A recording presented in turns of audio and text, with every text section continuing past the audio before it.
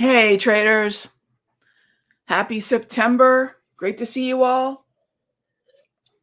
Welcome to Charts and Coffee. We are releasing the Kraken as we get into the fall trading season, kicking it off with the ADP release, which was a pretty significant miss this morning, which, look, misses in data are generally going to be pretty bullish for equities because we're dealing with the situation where as we're moving towards taper, what's going to be the amount, what's going to be the pace, and when is it going to start?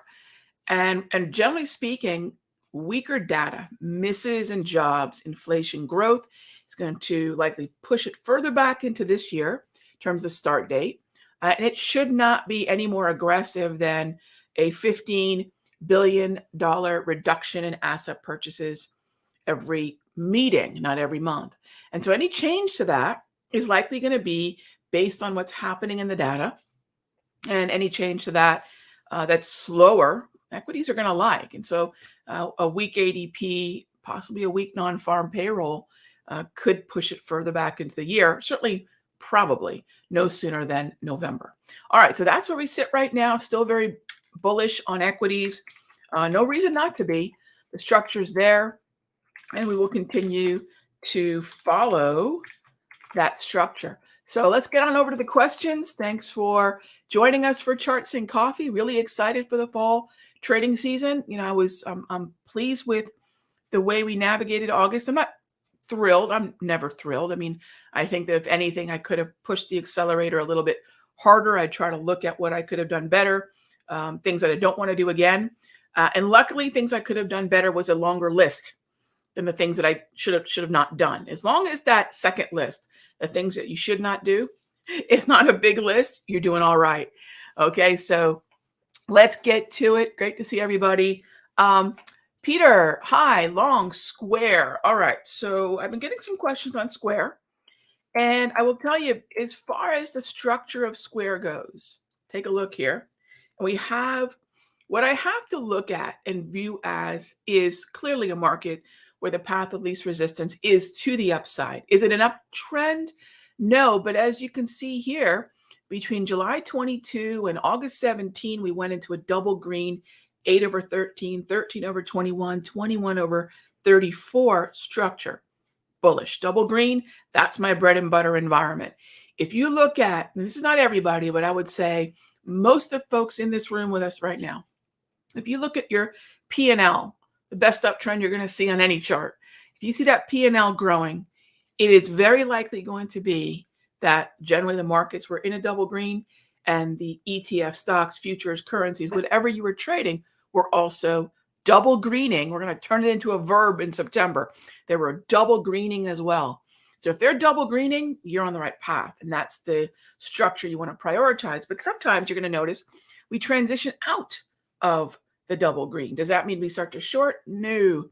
It just means we know that the uptrend has lost a little bit of its swagger. And it means that we should wait for deeper pullbacks. And so it's a good long. It's a good long, Peter. I like the overall direction. Hey there, Debbie. Thank you very much. Yep, thank you very much. So today's my birthday. Thank you. I appreciate that, Debbie.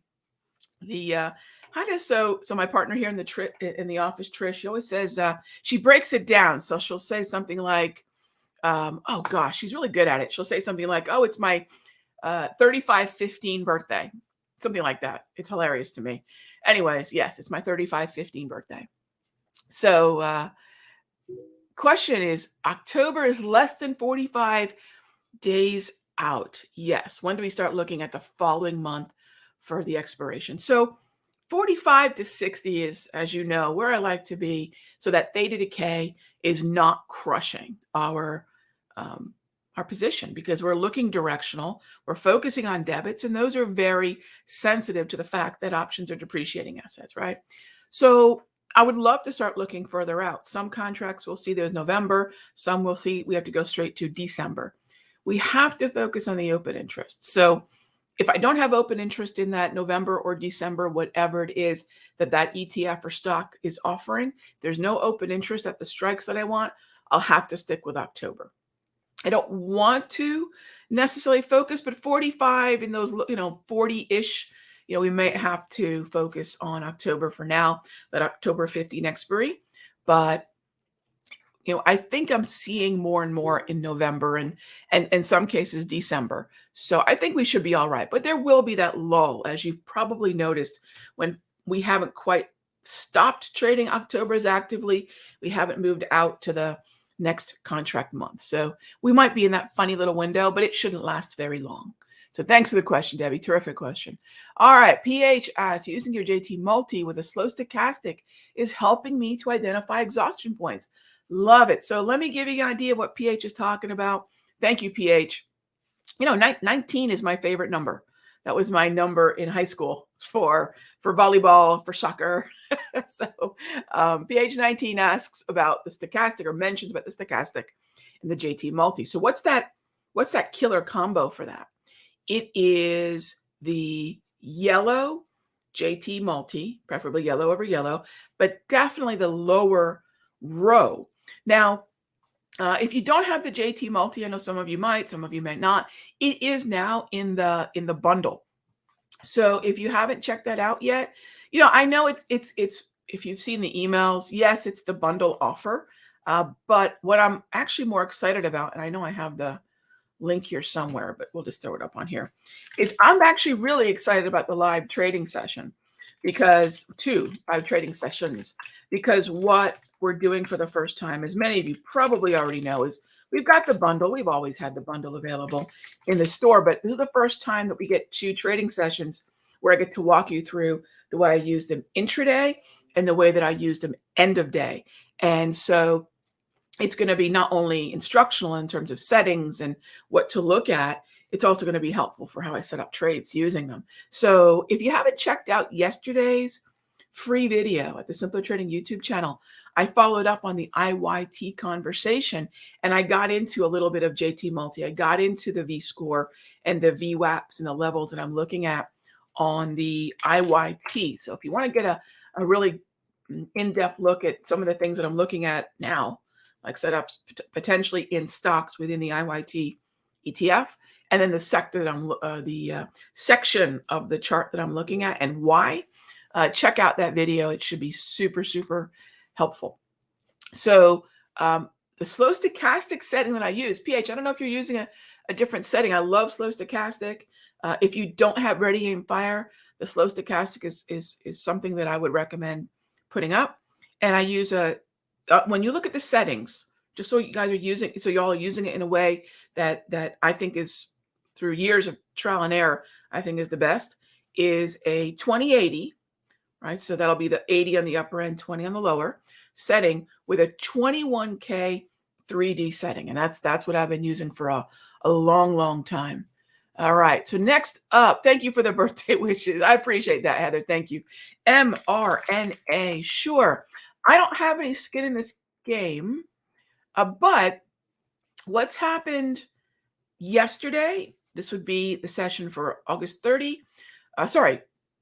Tuesday. What the heck is today? Monday. Today's Wednesday. Monday and Tuesday. That those pullbacks, that for me, that weakness entered the zone, right? If we're batters, I love to use the baseball analogy. If there's an analogy that I'll just beat into the ground, it's baseball. That is the sweet spot for me. That pulling back into the wave, not that different than what we saw on the 16th, saw it again on the 30th, saw it on the 31st. Those moves into the wave, that bearish momentum in the zone, that's what I'm looking for. So my thoughts on mRNA are that it's double green, went yellow. Yellow does not invalidate the uptrend. It just means it lost a little bit of swagger. Still buyable. Maybe be a little bit more conservative, maybe position size in a slightly more conservative way, knowing that if we head down to the middle of the wave, or the Darvis you see there automatically plotted. By the way, that's the new Darvis signals, which you see running on my trading view. That's in the bundle as well. So you'll notice that this is automatic. I'm not having to draw that in. There is nearly nothing. I'm trying to think of an exception that I draw on my charts. Everything's automated. And in the automation, is speed, accuracy, and probably more important than that is objectivity. I'm not being subjective. I'm not, even subconsciously putting in the lines that I want to see. I'm getting the lines that are there, right? So, the process, the automation doesn't care what I want. It only cares whether the criteria was met. So you'll see that Darvis might be really in play as well. But I like the buy. It's definitely a buy, but not on the moves higher and not higher from where we are now. Monday and Tuesday really were very nice candles for the entry. So timing matters. In the context of an uptrend, timing definitely matters, because if you habitually buy new highs, if you buy strength in uptrends, you have to calibrate for one of two things: taking heat while the market will sometimes correct, retrace, and also maybe have enough in terms of the budget that you're allocating to this mRNA trade to scale in. And I have a video on scaling in and scaling out that I did last Friday. So you get an idea of how I get into markets and how I get out of markets. It's always a scaling in and out process. So thanks for the question. I appreciate that, Furman. All right, Alex, I understand when trading options, our stop loss is 25%. That's usually where I stick with. Yep. So I want to have a defined risk for the trade. You got it. What do I use to calculate my stop loss? SLK? I don't understand what SLK, or is that just a typo? What do I do to calculate my stop loss when trading futures? Oh, okay. So futures, they're different animals. When I'm trading options, and because I focus almost solely on long calls and long puts, right? And I'm sure you hear it all the time. Unless you're collecting credit, you can't win at trading options. You know what? I've got a room of nearly 700 people that are proving day by day by day that just ain't true. So timing matters, right? And risk control matters. So first of all, thank you for mentioning stop losses, Alex. I love talking about losses. I love talking about stops. That's the difference between a long career as a trader and a very short career. So the idea is, when it comes to a debit, right, we never want to max risk maximum debit. I've never understood that. It doesn't actually make any sense when you crunch through the numbers. If I've paid $500 for an option, I've got a defined risk of $125. Yes, it can be a little less. Yes, it can be a little bit more, but you will notice, and this is after hundreds and hundreds and hundreds and hundreds, if not thousands, of options trades throughout my career, I just noticed that when an option exceeds a 50% loss, it just usually doesn't come back. It's rare. The probability is far lower. And then when I looked a little closer, I realized, gosh, it's actually pretty low after 25 too. The probability starts to drop. So yes, there are exceptions, and the brain loves to remember those exceptions. Those are going to get us in trouble. So 50 is the absolute line in the sand. 25 is usually where I exist in options. Never, never, never as a habit, unless it's something like a trade that you're taking into a high impact economic event. Don't risk max. 50 is about where you should be. Even when I'm trading options into earnings or non-farm payroll or central bank events, I calculate somewhere worst case scenario about 60%. And that's knowing that I'm trading near lava, right? That's knowing that, and I'll still not risk 100. So with futures, it's a hard stop. With futures, it's price-based. It's completely different with futures, but the percentage of risk to the account rule still applies. Yes, you got it. Because risk of ruin is real. And if I think about, and the analogy that I use is 9 players on the field, right back to baseball, 9 players on the field. Each player has a job. If I think like that, I know I'm not going to get a lot of overlapping position. There might be a few, right? Outfield is kind of generally the same position, but there's still nuances to each, right? But I really want all 9 positions, all 9 players doing their thing with not a lot of overlap. Some is okay. A lot is going to get me into trouble. But 9 is important, because if I think about the maximum risk, I don't ever want to be in a situation where, in the worst case scenario, this rarely happens, and I mean rarely, but if all 9 positions were to get stopped out, I don't want to be below 50% of my account value. This is basic risk of ruin arithmetic. So, that's where this conversation really goes. If the market does something crazy, is it going to risk your being able to get up and get back to work tomorrow? And risk of ruin is not blowing up an account is not zero. Blowing up an account is when you break the 50% barrier. And if you think like that, you'll never drive an account to zero again, because that 50% barrier is going to keep you from persisting with whatever the heck you were doing, that I was doing, that we were doing, that got us to that level to begin with. Okay, so thank you for the question. Amazon. All right, Alex, let's take a look at AMZN, and finally ready for some love. Gosh, I don't want to bet against tech, and I don't want to bet against the markets generally, but is it an uptrend? No. Is it bouncing off an oversold level? You can definitely make that argument. Is it a clean setup? Probably not. The best thing that I can say is that, look, here's one way to look at it. And this is the most basic way to look at something. It's unbelievable how much the 200, simple or exponential. I prefer the exponential, but simple is fine too. It's amazing how often people just don't look at something so elegantly simple, like whether or not price is above that 200 or below that 200. Now, propulsion, which is included with the bundle, all right? Propulsion, let me show you something here. Actually, this is really cool. Thank you for asking a question, Alex. Do you see how the propulsion was steady and lit up, ... And then what happened? It disappeared. So while the 200 is still important, I know when the dots disappear, we're likely not going to see the same respect for that level. And you'll see when the propulsion dots, which are really a smart EMA, they're a replacement for EMAs. So when the dots are lit up, we know that the respect for that exponential moving average is better. When the dots disappear, it's not that the EMA is not important anymore, especially at 200, and that's what we're talking about here, right? Especially at 200, but when we're below it, it's struggling. Not that I want to short this market. I'm not even allowed, not really, okay?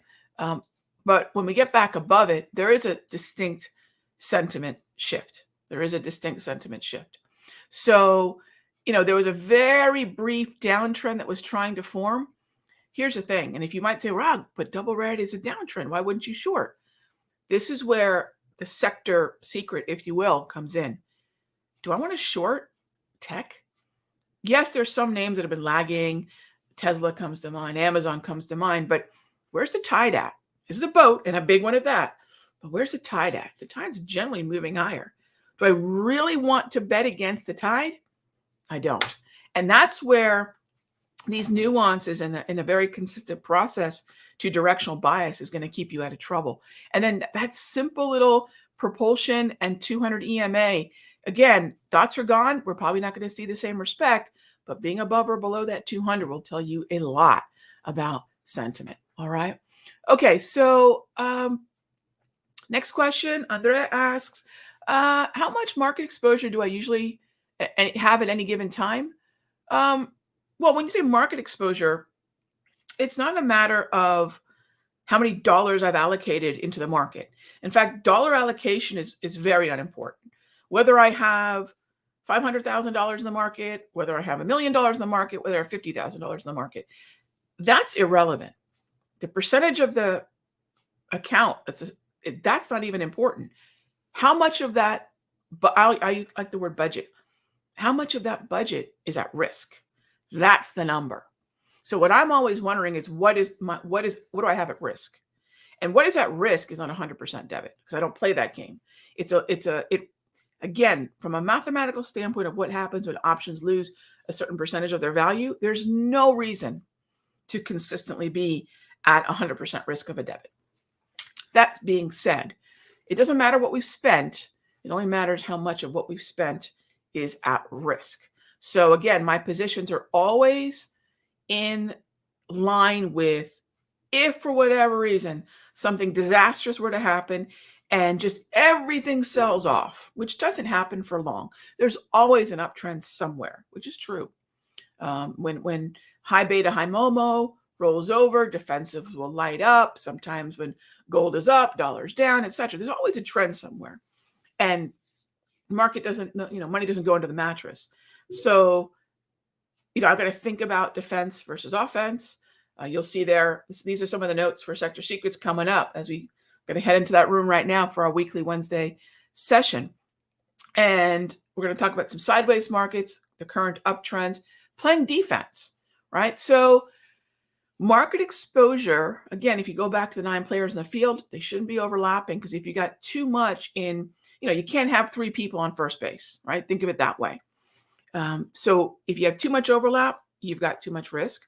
You have too many positions that could represent, if everything gets stopped out, more than a 50% loss to your account. Those are the levels that we want to steer clear of, right? That's the event horizon into the black hole that we want to avoid. All right. So thank you as always for joining me for Charts and Coffee. You got the Kraken on the mug today, releasing the Kraken. So I will see you all tomorrow, same time, same station. Thanks as always for being a part of the Charts and Coffee crew. Be good to each other. Happy trading. I'll see you soon.